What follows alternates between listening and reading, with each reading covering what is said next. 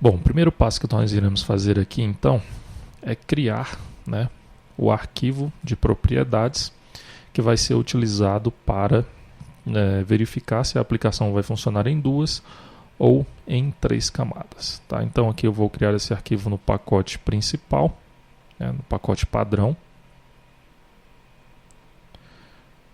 Vou aqui em outro. Criar aqui um arquivo de propriedades. Ok, vou clicar em próximo. O nome desse arquivo vou chamar de camadas. Finalizar. Ok. Aqui eu vou criar um atributo. Tá? Vou criar o seguinte atributo: 3 camadas. Primeiramente eu vou definir como true. Tá?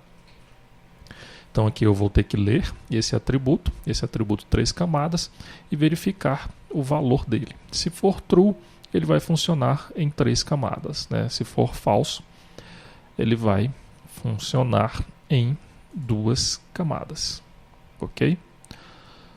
Bom, próximo passo agora é aqui no pacote. Aqui eu tenho 3 pacotes padrões, né? Que no caso é o padrão cliente, padrão Java e padrão servidor. Tá? Aqui no pacote padrão cliente, eu tenho aqui uma classe chamada container. Né? Nessa classe, aqui na aplicação cliente, nós buscamos, né, o usuário, né, que logou no sistema, e no caso aqui nós estamos buscando também a empresa que esse usuário está vinculado. Tá? Nós iremos aqui criar então um outro objeto, tá? No caso do tipo boolean, também chamado 3 camadas, e o valor padrão desse objeto 3 camadas será true. Ok? Bom, a classe principal do sistema, né, que é a classe executada inicialmente, quando o sistema inicia, a classe que é executada primeiramente é a classe menu. Tá? Então aqui nessa classe menu, nós temos aqui um método main. Ok? Vamos procurar aqui esse método main. Aqui está. Nesse método main, inicialmente, nós estamos aqui só instanciando a classe menu. O que nós vamos fazer aqui agora então? Bom, vamos criar aqui um bloco try-catch.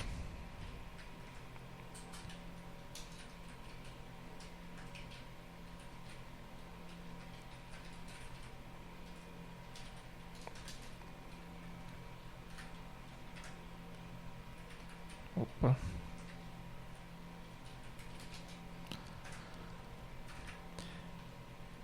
E agora nós vamos ler, né, o atributo que nós criamos lá no arquivo camadas.properties. Tá? Então nós vamos ler esse atributo aqui, esse atributo 3 camadas. Então vamos lá.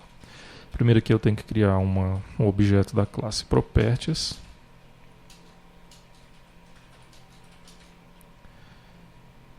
New properties. Logo depois eu tenho que abrir esse arquivo. Tá? Eu abro esse arquivo através aqui do método load desse objeto properties. Tá? E o parâmetro que nós temos que informar aqui nesse método load é um input string. Tá? Então nós vamos fazer o seguinte. Nós vamos aqui na própria classe menu, vamos utilizar aqui o método getResource as string. Tá? E qual que é esse recurso? É o arquivo camadas.properties. Ok. Bom, então carregado esse arquivo, agora nós iremos ler, né, o atributo 3 camadas e vamos definir, né, o atributo que nós criamos lá na classe container. Né? Então, container. Ponto 3 camadas, ele vai receber o seguinte valor: properties.get, o nome da chave lá é 3 camadas. Nós temos que fazer aqui um cache para boolean, né, já que esse método get ele retorna uma string.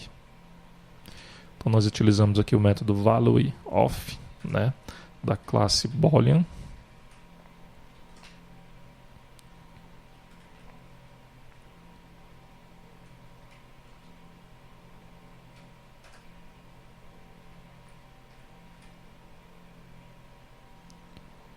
Ele está reclamando aqui. Assim, ele, na verdade, aqui esse método get. Tá, nós temos que usar o get property, tá?